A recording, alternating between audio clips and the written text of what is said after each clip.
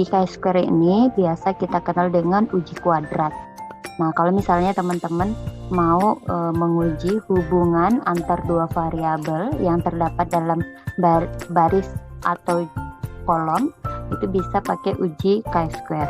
Nah, syaratnya yang harus dipenuhi, datanya itu berupa skala kategori atau frekuensi. Nah, kemudian datanya juga harus tidak berdistribusi normal, karena uji chi-square ini termasuk dalam statistik non-parametrik. Nah, kita masuk ke contoh kasus.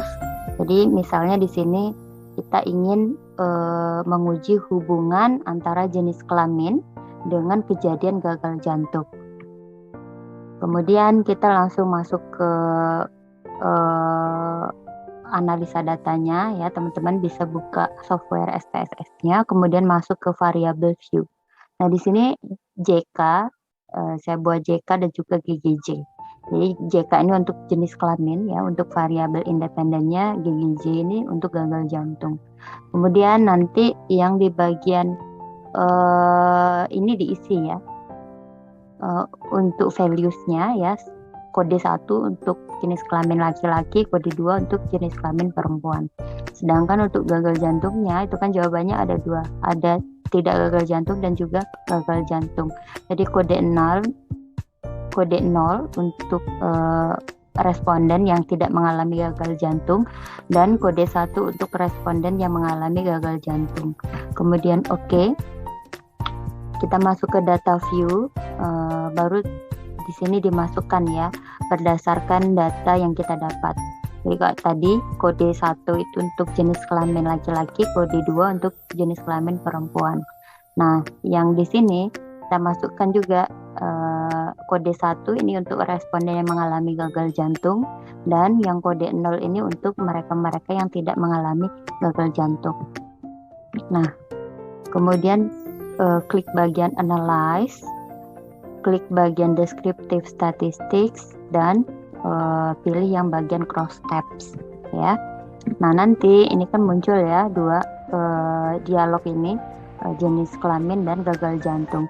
Nah, untuk jenis kelamin karena ini masuk dalam variabel independen, maka kita masukkan ke kolom row ya, row atau baris.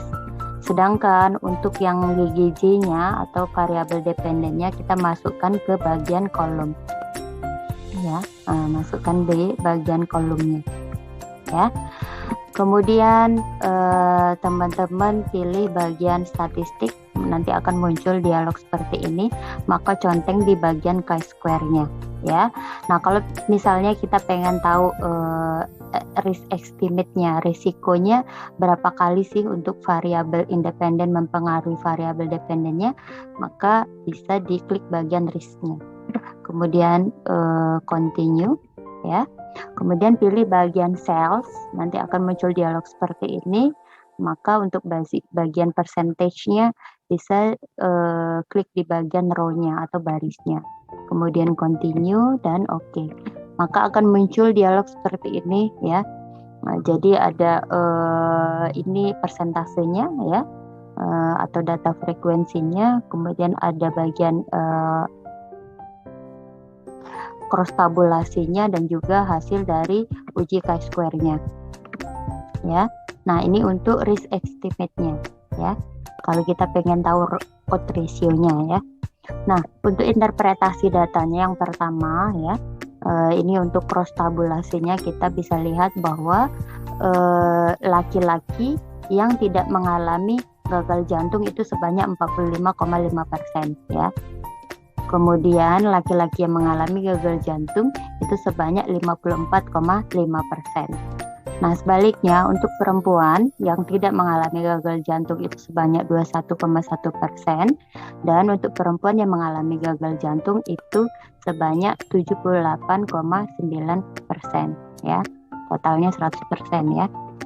Kemudian untuk interpretasi data yang kedua dan juga ketiga ya, dari uji chi-square-nya itu bisa kita lihat nilai signifikan levelnya 0,16 ya.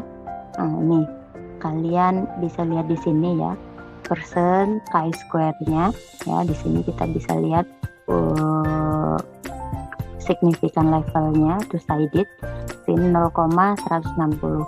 Maka untuk p-value-nya ini lebih besar dari 0,05. Kesimpulannya, tidak ada hubungan yang signifikan antara jenis kelamin dengan kejadian gagal jantung. Nah, ini untuk yang hasil output yang ketiga. Untuk risk estimates ya, kita bisa lihat nilai odds ratio-nya itu 3,125 ya, 3,125. Artinya apa?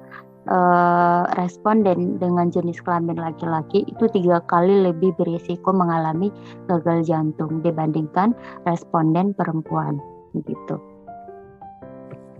Oke, untuk ketentuan uji chi-square ya.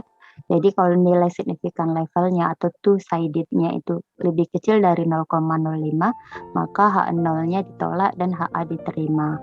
Artinya ada hubungan yang signifikan antar variabel.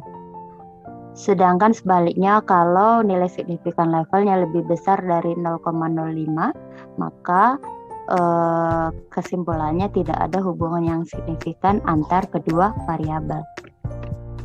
Oke,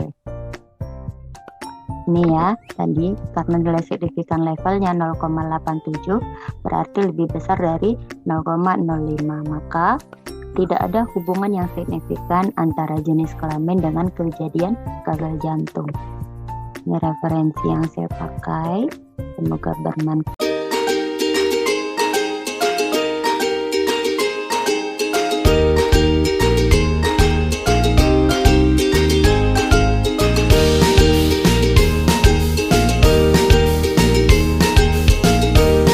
Pembangunan Indonesia atau UNPI merupakan salah satu kampus favorit calon mahasiswa baru di Sulawesi Utara.